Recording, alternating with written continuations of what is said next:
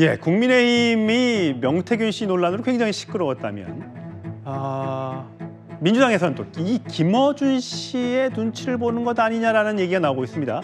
바로 이 영상 때문입니다. 제가 처음 받은 제보는 암살조가 가동된다였습니다. 체포되어 이송되는 한동훈을 사살한다. 그 초도가 이제 유출돼가지고 예, 열심히 김어준 거짓말, 허황된 사실 거짓말 이렇게 돼가지고 제가 좀 미안해요. 공당 역할 따로 있으니까 전면 부인해도 저는 전혀 섭섭하지 않아요. 예, 입장 바꾼 민주당 외, 자 김어준 씨가 한동훈 전 대표를 향한 암살조가 있었다.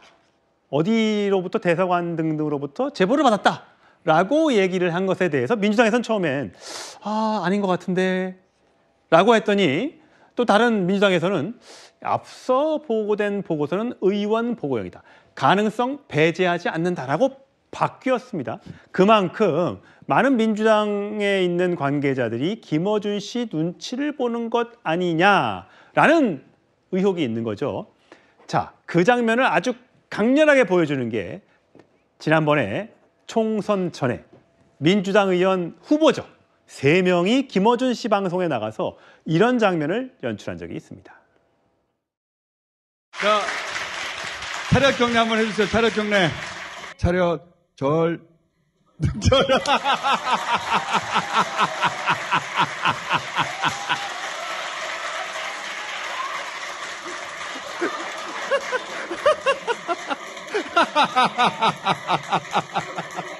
자, 이제 들어가 주세요, 제발. 예, 정 변호사님, 저 네네. 화면 보시면 어떤 생각이 드세요? 글쎄요, 제가 얼굴이 화끈해지는데 왜 여성단체는 가만히 있는가? 보통 만약에 김어준 씨가 아니고 다른 누구라도, 여기에는 누구라도 저런 식으로 여성 후보자들한테 시키고 그다음에 저렇게 깔깔깔깔 웃으면 그러면은 여기에 대해서 아무런 말도 하지 않을 사람이 있을 것인가? 전 참 희한하다 그런 생각이 들고요. 조금 전에 이야기 나왔지만 박선원 의원은 뭐 하던 사람입니까? 국정원에서 기조실장 하셨던 분이에요. 그런데 국정원 기조실장 했고 그다음에 지금 보좌진 중에도 국정원 출신들, 국정원 에이스 출신이 있다고 들었어요. 그러면 암살조가 있었다는 이야기입니까? 없었다는 이야기입니까? 저는 그게 궁금하거든요.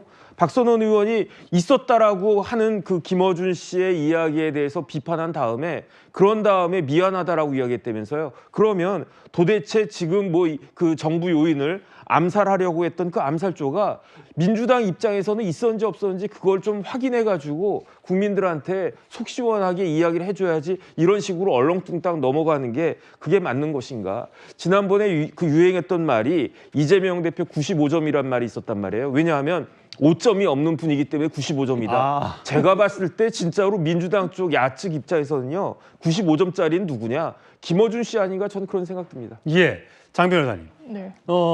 지금 이렇게 최민희 의원 같은 경우는 김어준 주장을 허구로 단정하고 비난함부터 하는 무모함은 무엇이냐라고 김어준 암살조 발언에 대해서 이제 얘기를 했고요.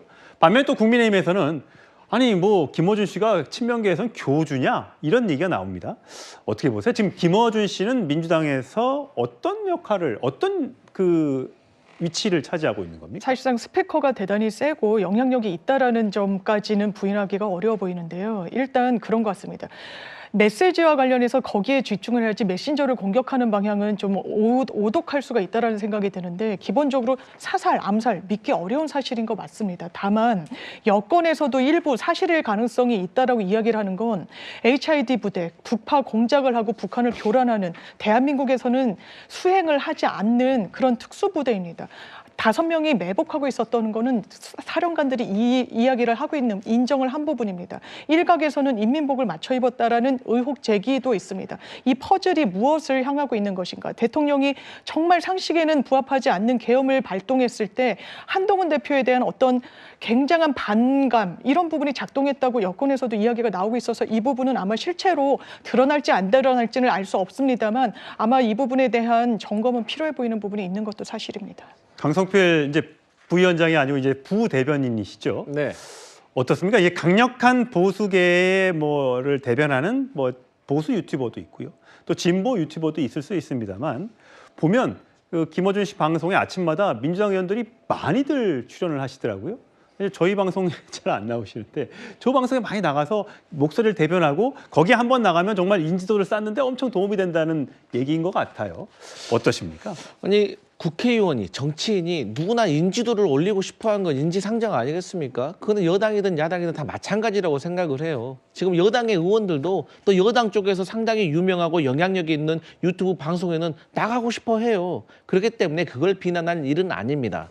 저는 개인적으로 어쨌든 간에 박선원 의원이 김어준 씨가 말했던 그 암살조, 체포조 뭐 이런 것들에 대해서는 저는 적절하게 잘 대응을 했다고 봅니다. 왜 그때의 상황이 사실 가짜뉴스라든지 뭐가 확인되지 않았던 그런 것들이 있었을 때 이런 것들이 어떤 가짜뉴스가 판치게 된다고 하면 오히려 이 상황이 더 혼란스러워질 수 있기 때문에 객관적인 증거가 있을 때까지 조금 고민해 볼 필요가 있다라는 거 아니겠습니까? 이거 당연히 합리적인 거 아니에요? 여당에서도 민주당이 이런 모습이 없다고 지금까지 비난을 했기 때문에 여기에 대해서 적절히 잘 대응했다. 다만 여기에 대해서 박선원 의원이 본인의 보좌관이 작성했다고 하는 거 아니겠습니까? 그게 유출됐다고. 또한 김어준 씨도 여기에 대해서 아니 공당의 역할이 있고 내 역할이 있으니까 나 서운하지 않다. 이것을 삼자적인 입장에서 이간질 시키듯이 이렇게 키우는 것은 전 좀 과도해 보인다. 이런 말씀 드리겠습니다.